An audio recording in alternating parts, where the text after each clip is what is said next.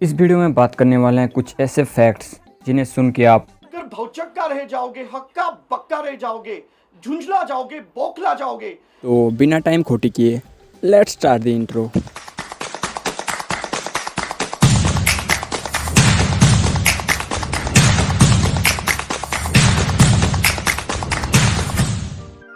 Superman को तो आप सब जानते ही होंगे और कुछ लोगों का फेवरेट सुपर हीरो भी होगा। सुपरमैन के पावर्स क्या क्या हैं? Super human strength, super human durability, super human speed, यहाँ तक कि फ्लैश के बराबर स्पीड है सुपरमैन का। और भी पावर्स है जैसे hit beam projection, super human stamina. बाप रे, कितना सारा पावर्स है। अगर सुपरमैन के पावर्स के बारे में डिस्कशन करने जाएं तो उस पर एक अलग वीडियो बन सकती है।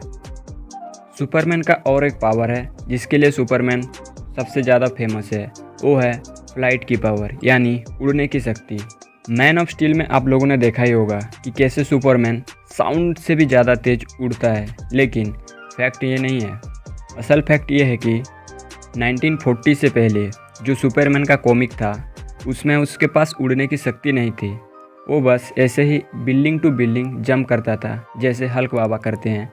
उस टाइम पे क्या होता था कि जो कॉमिक बुक क्रिएटर थे उनको सारी चीज़ें हाथ से ड्रॉ करना पड़ता था, और सुपरमैन को जो दिखाते थे वो एक बिल्डिंग से दूसरी बिल्डिंग जंप कर रहा है, तो उस टाइम पे जो लैंड करता था तो उसके घुटने मुड़ जाते थे। तो उस चीज़ को बार बार ड्रॉ करके दिखाना बहुत फ्रस्ट्रेटिंग था और बहुत मिस्टेक होता था। इसी वजह से क्रिएटर्स ने सोचा कि हम इसको ऐसे नहीं दिखाते और इसको उड़ने की पावर्स दे देते हैं, जिससे एक लाइन में एक ही इमेज को बार बार दिखाया जा सकता है और ज़्यादा ड्रॉ करना भी नहीं पड़ता अगर उसको उड़ते हुए दिखाते तो क्रिएटर्स ने क्या किया कि उसको उड़ने की पावर दे दी ताकि बार बार वो ड्रॉ ना करना पड़े, और सुपरमैन को उड़ता हुआ दिखाना ज़्यादा आसान था बजाय कि उसको लैंड करते हुए दिखाना हर बार। तो ऐसे मिली थी सुपरमैन को उसकी उड़ने की शक्ति।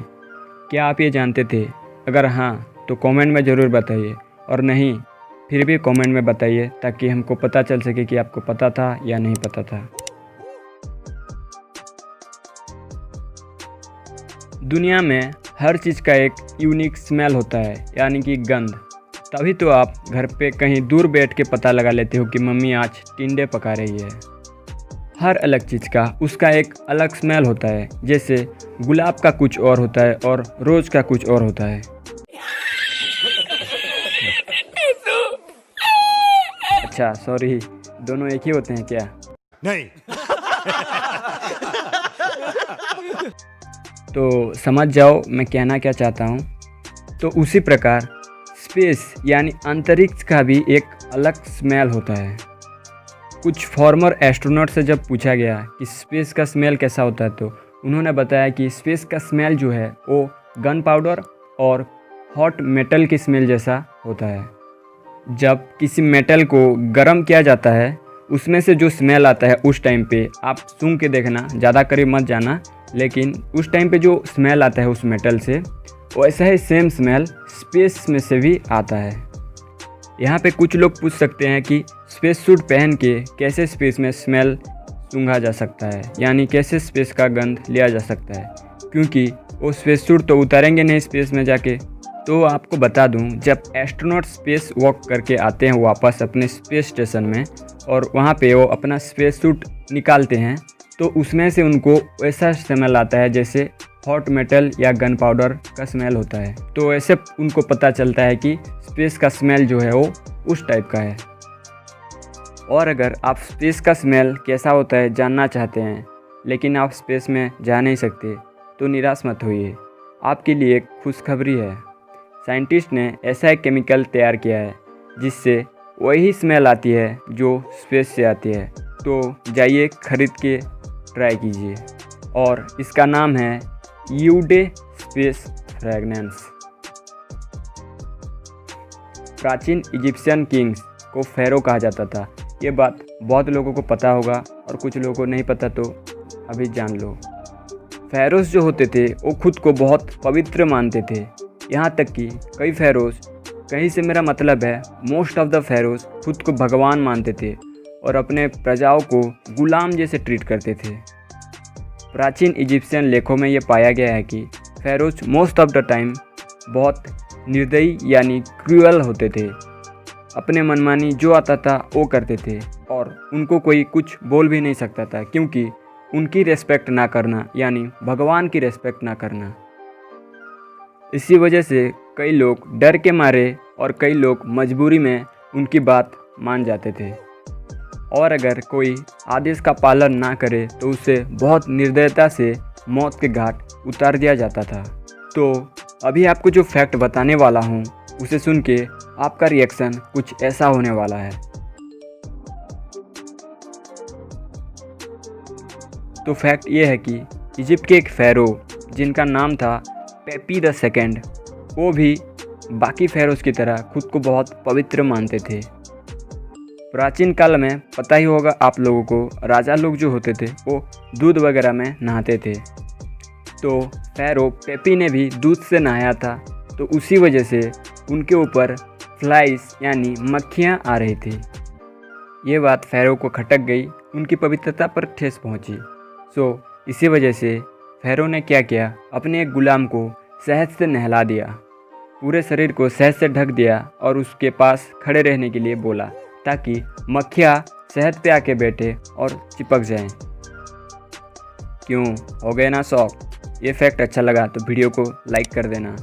आपके एक लाइक से बहुत मोटिवेशन मिलता है एंड और भी अच्छे अच्छे वीडियोस बनाने का मन करता है। So please do a like, एक भी पैसा नहीं लगता। और लाइक कर ही रहे हो तो नीचे एक लाल सब्सक्राइब बटन होगा, उसको भी प्रेस कर दो ताकि आगे जो भी मैं वीडियो अपलोड करूं आप तक पहले पहुंच पाए। नेक्स्ट फैक्ट सुनो। हमारा सोलर सिस्टम यानी हमारा सौर जगत, सूरज समेत 8 प्लैनेट्स, 5 ड्रॉप प्लैनेट्स यानी बौने ग्रह, उन सब प्लैनेट्स के 180 मून्स, 56,06,000 एस्ट्रॉयड और 3,100 कॉमेट्स यानी धूमकेतु को लेके बना है। एंड और भी बहुत सारे ऑब्जेक्ट्स हैं, लेकिन वो किसी और वीडियो में जानेंगे। फ़िलहाल बात करते हैं 8 प्लैनेट्स के बारे में। इन 8 ग्रहों में से 4 रॉकी प्लैनेट्स हैं, जो हैं मर्क्यूरी यानी बुध, वीनस यानी शुक्र, अर्थ यानी पृथ्वी एंड आखिरी में मार्स यानी मंगल ग्रह आते हैं। ये 4 तो गए रॉकी प्लैनेट्स में, बाकी बचे 4, जिनमें से जुपिटर और सैटर्न यानी बृहस्पति और शनि ग्रह वो है गैस जायंट्स। गैस जायंट वो होते हैं जो प्लैनेट पूरी तरह से गैस से बने होते हैं और इनका कोई सॉलिड सरफेस नहीं होता, जैसे जुपिटर यानी बृहस्पति और सैटर्न यानी शनि ग्रह का है। अब आखिर में आते हैं आइस जायंट्स यानी वो प्लैनेट जो पूरी तरह से बर्फ से ढके हुए होते हैं। ऐसा इसलिए होता है क्योंकि इन प्लैनेट्स की दूरी अपने सूरज से इतना अधिक होता है कि उसकी रोशनी उस तक अच्छे से पहुंच ही नहीं पाती। नतीजतन पानी लिक्विड फॉर्म में नहीं रह पाता और बर्फ में तब्दील हो जाता है। हमारे सोलर सिस्टम में 2 आइस जायंट्स हैं, यूरेनस और नेपच्यून। तो फैक्ट ये है कि अर्थ यानी पृथ्वी पे बारिश होती है, ये तो आम बात है। नॉर्मली पानी बरसता है, लेकिन शायद आपको ये जान के हैरानी हो कि जो 2 गैस जायंट्स हैं हमारे सोलर सिस्टम में यानी जुपिटर और सैटर्न यानी बृहस्पति और शनि ग्रह पे जो बारिश होती है वो पृथ्वी के बारिश से बिल्कुल अलग होती है। जहाँ पृथ्वी पे पानी बरसता है वहाँ इन दोनों ग्रहों पे डायमंड्स यानी हीरो की बारिश होती है। हाँ, सही सुना आपने, हीरो की बारिश।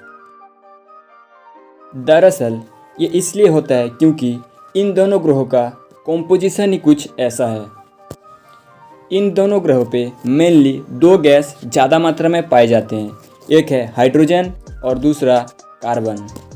ये कार्बन जुपिटर और सैटर्न के एटमॉस्फेरिक प्रेशर यानी वायुमंडलीय दबाव के कारण बड़े और घने गैस क्लाउड्स का निर्माण करते हैं और ये कार्बन ज़्यादा प्रेशर से एक जगह इकट्ठा होकर सॉलिड कार्बन पार्टिकल्स का निर्माण करते हैं और प्लैनेट्स के सेंटर की तरफ बारिश के फॉर्म में गिरने लगते हैं और कोर के नज़दीक पहुंचते ही इन पे इतना प्रेशर और हीट लगता है कि ये डायमंड्स में कन्वर्ट होने लगते हैं।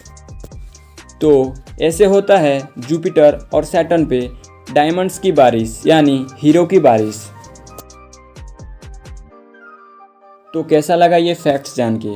अगर अच्छा लगा तो वीडियो को लाइक करें और नेक्स्ट वीडियो में मूवी इंडस्ट्री से रिलेटेड कुछ ऐसे गजब फैक्ट बताने वाला हूँ। तो मेक श्योर चैनल सब्सक्राइब्ड है, अगर नहीं है तो चैनल को सब्सक्राइब करो और बेल आइकन को भी प्रेस कर दो, वरना आपको पता भी नहीं चलेगा कि मैंने कोई वीडियो डाली भी है। धन्यवाद।